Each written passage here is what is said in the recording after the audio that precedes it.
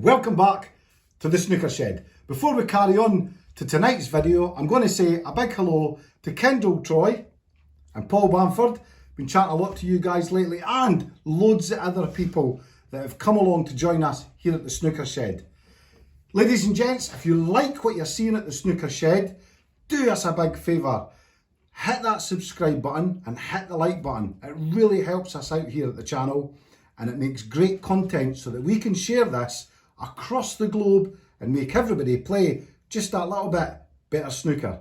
Right, back to tonight's video. What we're starting to look at now is the positional side of that cue ball. And tonight we're going to learn the T angle.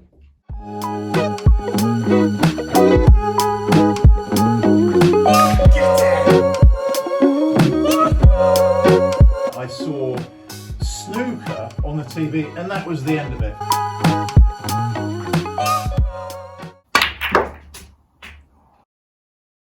Right, so what is this T angle that I'm going to go on about? It's the tangent angle, and all you need to know, it's the angle that the cue ball will come off the object ball when it's struck, and it's 90 degrees. Now we're going to look at this potting the pink.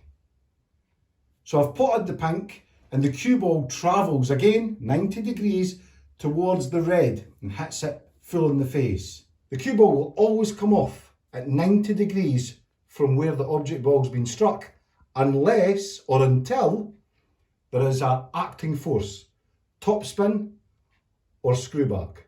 Right, so let's look at the same shot but a different position, and this time we're going to go past that 90 degrees. We're going to go more than the T angle. What I'm looking for again is to get the cue ball nice and straight on the red. So here I am, picking my point on this table, filling my brain with all the information. Now I've made this possible because I understand where the cue ball's predicted path would go if I didn't play any screw or follow through.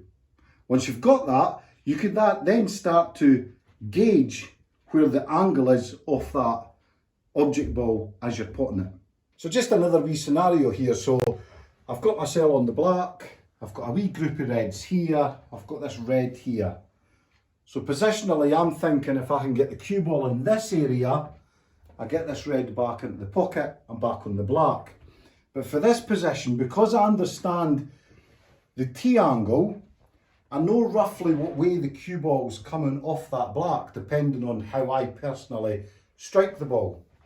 So what I'm going to look at is just playing just a wee screw shot so that I clip this red rather than the T angle red.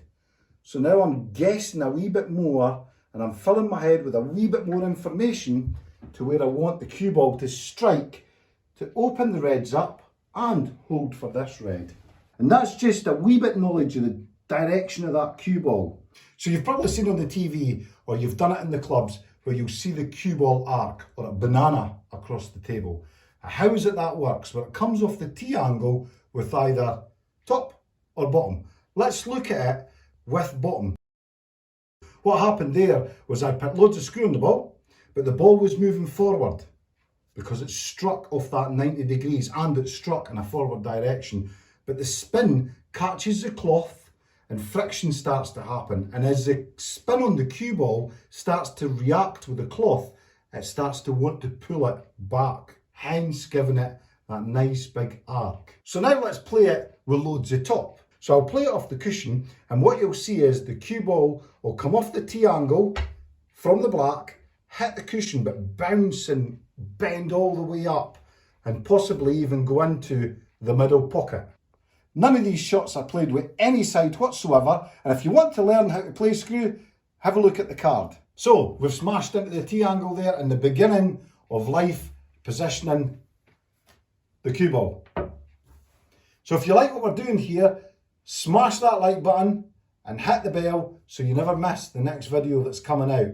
What we're going to be doing really soon, and I'm looking for volunteers for this, for names, is we're going to have a frame at the Snooker Shed, a virtual frame at the Snooker Shed. So once a week, I'm going to dedicate an hour, and hopefully we'll get 2 or 3 guys to come on a Zoom call or some sort of virtual call, and we could all have a chat, we could ask some questions, and we could maybe knock some balls about the Snooker Shed table. How would you like that? If you're interested in that, leave me a comment down below and we'll see what can get sorted out. And listen out, I'll see you on the table.